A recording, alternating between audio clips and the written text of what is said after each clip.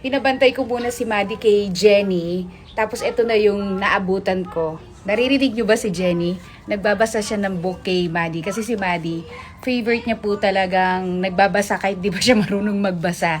Good listener kasi si Maddie. Gusto niya talaga yung mga storybook na ganyan. Tignan natin sila sa loob. Built a small house called a cocoon around himself. He stayed inside for more than 2 weeks. Where's the cocoon?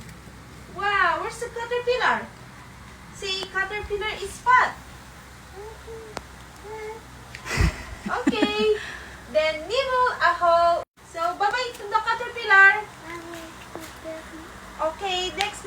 Wow, good night. I love you. I love you. It's time for bed. So let's get ready. Tignan nyo, pati ako na-memorize ko na. Favorite niya yan, yung book na yan. You want this one? Yes. Okay. So, it's time for bed. So, let's get ready. O, higa ka na. Oh, okay, let's get ready. Bring your bunny and bring your teddy. Where's your bunny? Where's your bunny? Where's your bunny and You teddy? get bunny. Oh, tsaka ka na sit here. Get mo yung teddy mo. Sige, Next. But fun at the end of the day. Naligo ka na ba? Oh, dali, scrub. Pabili. Scrub. Laugh, splash, giggle, and play. Yay! Scrub high, scrub low. Scrub high. Scrub. High. Scrub. Yay! Squeaky clean from head to toe. Where's your head? Oh, scrub your head. Wash your head, wash. Your head like Alam niyo yan. Yay. Kasi inaak ko, alam niyo, habang nagbabasa ako, inaak ko rin talaga kay Maddie. Tapos So, lahat wrap ng up mga in towels image, and love the- lahat ng mga pictures na nakita And Brian, where's niya, your towel? sinasabi ko yung explain Where's your ko, towel? ninanarrate ko talaga lahat. Where's your towel? Oh, towel mo din. Wow, wrap in a towel. Towel. Time to brush. Time to brush. Brush your teeth, Maddie. Now, open wide. Brush. brush. Yan, Wow, ganyan. very Inaak ko good. talaga yung mga binabasa namin ni Maddie. Ganyan na Toothbrush ganyan. is up. No more toothbrush. Get dressed and sleepyhead. Oh, Uy, tulog ka na? tulog ka na daw. Tulog na. Good night. I love you.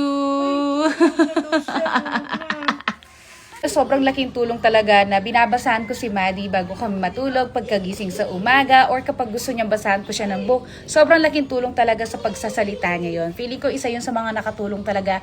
Bakit nakakapagsalita na si Maddie ng 2 to 3 words po sa ngayon. Pero kapag nag 4 words, medyo nabubulol na siya.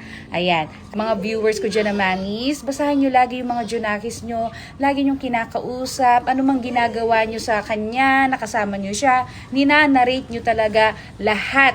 Kahit lang pag sindi ng electric fan, sabihin nyo, let's turn on the fan, it's so hot. Yung mga ganun, kahit hindi niya kayo kinakausap, pero dapat ninanarrate mo, dinidescribe, ine-explain mo everything yung ginagawa mo sa kanya or kapag kasama mo yung anak mo. Yun yun, number 1 na nakakatulong para talaga makapagsalita or maagang makapag-talk yung mga Junakis natin. So yun lang, based po yun sa experience ko at sa mga napapanood ko, yun talagang effective. I-narrate talaga halos yung mga nakikita ng bata sa kanya.